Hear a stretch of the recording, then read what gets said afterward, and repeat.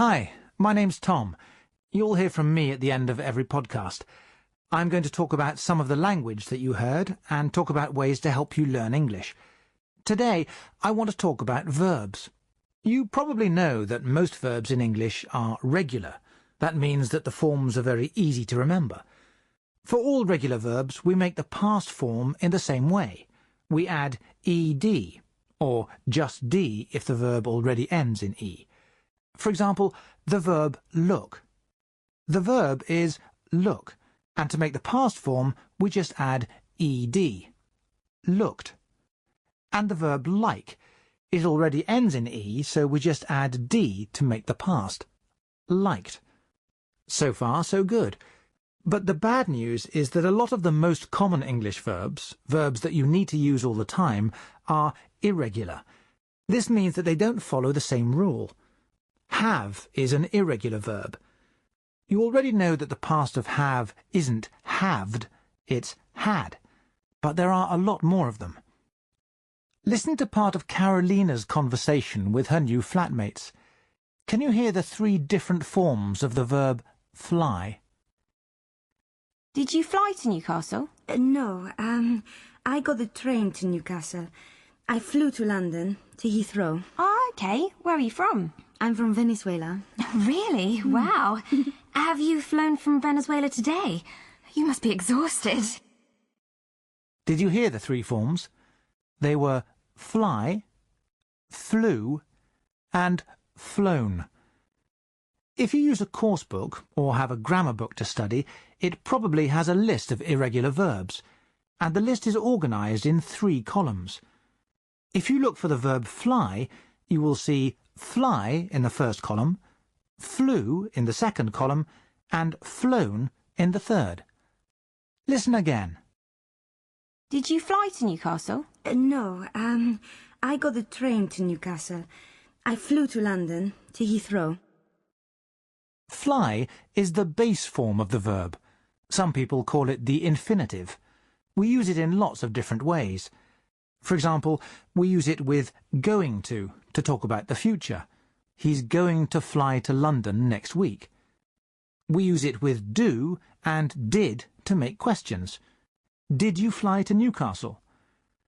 Remember that this first column is not the present tense. It might look the same. We say, I fly to London every week.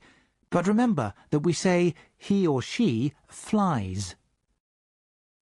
The second column is flew. This column is easy. It's the past simple form. Flew is the past simple of fly. Carolina flew to London, and then she got the train to Newcastle. Now let's look at the third column. Listen again. I'm from Venezuela. Really? Wow. Have you flown from Venezuela today? You must be exhausted. The third column is flown. Some people call it the past participle. We never use this form alone. We use it with other verbs. We often use it with have or has to make the present perfect, like Emily did. Have you flown from Venezuela today? Or we can say, I've never flown in a helicopter. We also use the third column with the verb be in sentences like, Nissan cars are made in Japan, or my bag was stolen on the bus. So that's the 3 columns in an irregular verb list. Now we need to think about the best way to learn these irregular forms. It probably isn't a very good idea to sit down with a list of irregular verbs and try to learn all of them. There are a lot of irregular verbs in English, and some of them will be verbs that are new to you. The important thing is to learn the 3 forms of the verbs that you already know, so that you can use those verbs correctly. Make a page in your notebook for irregular verbs. Make 3 columns and fill in the verbs that you already know.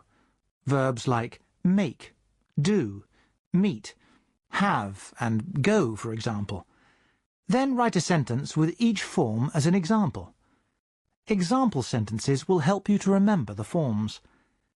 Then, when you find a new verb, you can add it to your list. You can find a link to a list of irregular verbs on our website. Use it to check the forms of the verbs that you know and add them to your notebook. Now, let's talk about something different. The weather. Listen to Ravi talking to the people who are going to do the quiz. What's the weather like in Durham today, Jason? Not great, really. It's a bit cloudy. Oh dear. How are things where you are, Vanita? Where are you? I'm in Plymouth. OK, Plymouth. We've got opposite ends of the country here. Durham and Plymouth. It's north against south. Sorry, Vanita. What's the weather like in Plymouth? Not too bad. Quite sunny.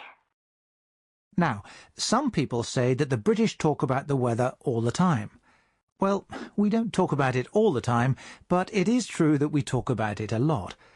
I think one reason for that is that the weather here changes a lot. You can never be sure of the weather in Britain. It's often a surprise, so there is always something to say about it.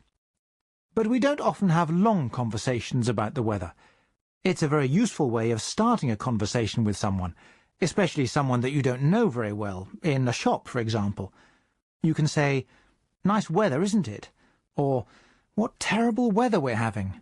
Or, "What a lovely day." The person will respond and then probably move the conversation on to another topic. Oh, one more thing about the weather. A lot of people think that the British use the phrase, "It's raining cats and dogs." Now, this phrase does exist in English, but I must say that I've never used it in my life, and I don't remember anyone saying it to me either. It really isn't very common, and it's probably best not to use it yourself. It really isn't very natural. Before I go, I'd like to tell you about a useful phrase that I noticed in this podcast. Listen to this extract. Gemma has just shown Carolina her new flat. Listen to the phrases she uses when she says goodbye. Right. I think that's everything. I'm going to get back. Okay. I'm sure you want some time to unpack your stuff. Some of the other girls in your flat are here already. You'll probably meet them here in the kitchen a bit later. Okay, thanks, Gemma. Thanks for showing me around. No problem. I'll probably see you around. Okay, see you. I'm sure you'll have a great time in Newcastle. Did you notice that Gemma says, "I'll probably see you around"?